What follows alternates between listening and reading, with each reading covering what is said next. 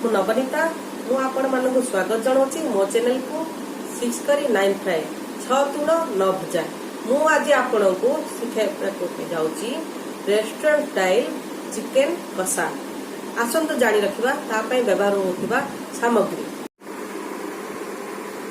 ତା ପାଇଁ ମୁଁ ୟୁଜ୍ କରୁଛି 300 ଗ୍ରାମ ଚିକେନ, 1 ଚାମଚ ଏଭରେଷ୍ଟ ମସଲା ଚିକେନ मसला, लुण, लंका गुंड, 1 बड़ स्पून अदा रसुण पेस्ट, जीरा पाउडर, 3टा प्याज बड़ पियाजर पेस्ट, हलदी गुंड, दही, तेल, धनिया गुंड, गोटा गरम मसला।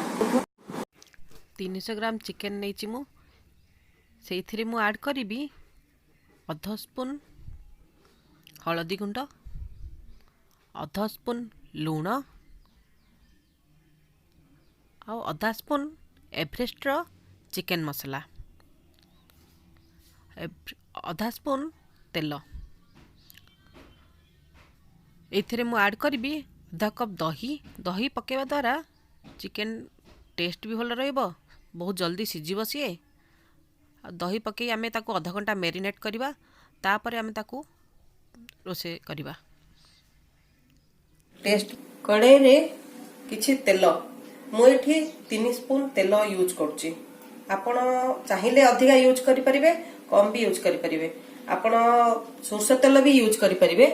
तो मु एठी सनफ्लावर ऑयल यूज करुच्ची। हमर एठी तेल भल रूपे गरम हेलानी। एथिरे आमे गरम मसला यूज करवा। मु गरम मसला रे यूज करची तेजपत्र,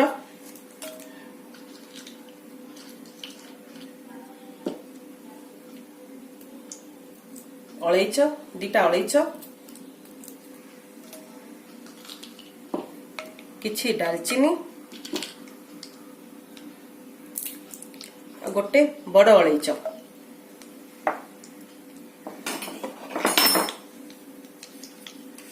मसला सब भल रूपे भाजी साराणी। आप देखुंत मसला भल रूपे भाजी सारा पर आम से ऐड करवा आमर पियाज बटा। 3टा पियाज को मो दरदरा पेसी। आपण भी चाहिए दरदरा ही करें। दरदरा कले ग्रेवी बहुत भल रहिबो।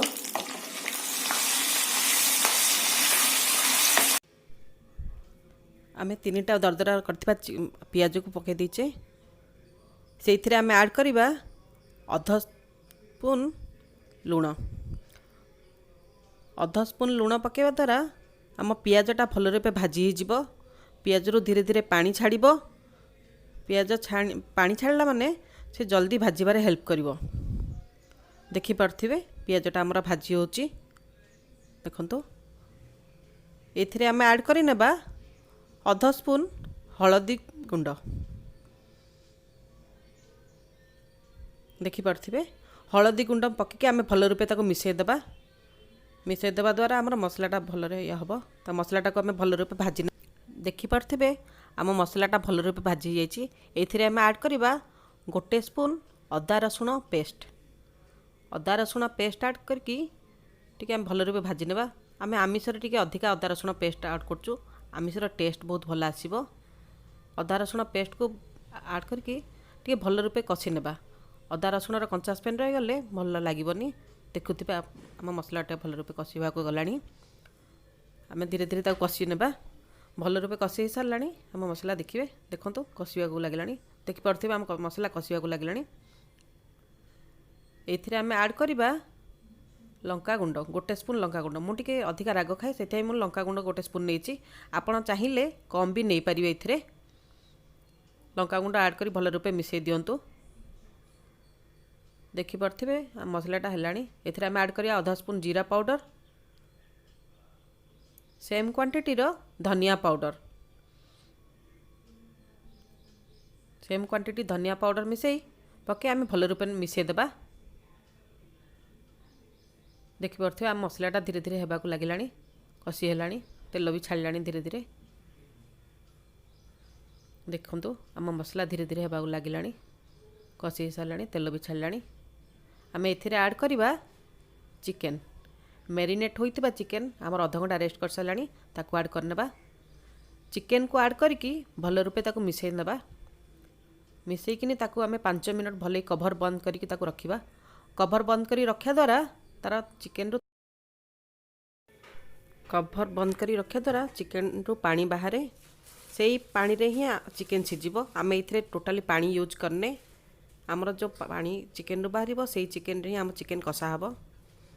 देखंतु मसलाटा बहुत सुंदर मिसी गलानी। आमे ताको देले एथिरु जो चिकेन रो पानी बाहरिबो से पानी रे ही चिकेन सिझिबो। चिकेन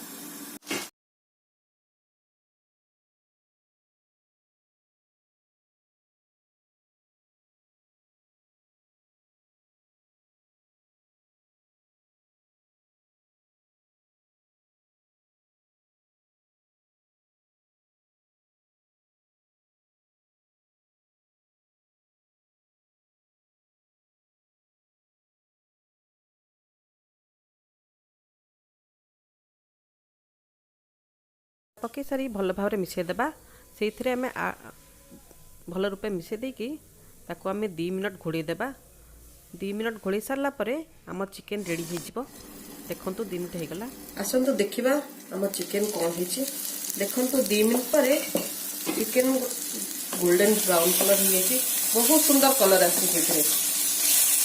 आम चिकेन कसारे मते एमिति ही कलर दरकार थिला।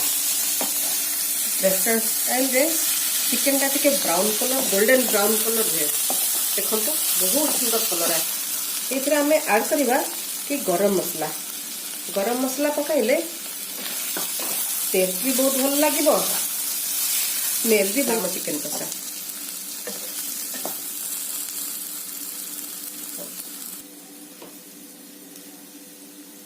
रेडी हो गला आम चिकेन कषा। आम ताको अन्य गोटे प्लेट रे बाहर कर नेबा। देखंतु याको आपण रुटी सहित भी खाई परिबे, भात डाली सहित भी आपण खाई परिबे। आपण आको जेमती भी खाइबे बहुत भल लागिबो। देखंतु बहुत सुंदर कलर, टेस्ट भी बहुत भल अछि। आपण गोटे थर ट्राई करंतु घरे। आ जदी भल लागुची तो मो चैनल को लाइक एंड सब्सक्राइब करंतु। जदी भी किछि एडवाइस देबार अछि कमेंट रे जणांतु। नुआ वीडियो किछि जानिया चाहउचंदी तो प्लीज कमेंट रे जणांतु। Thank you.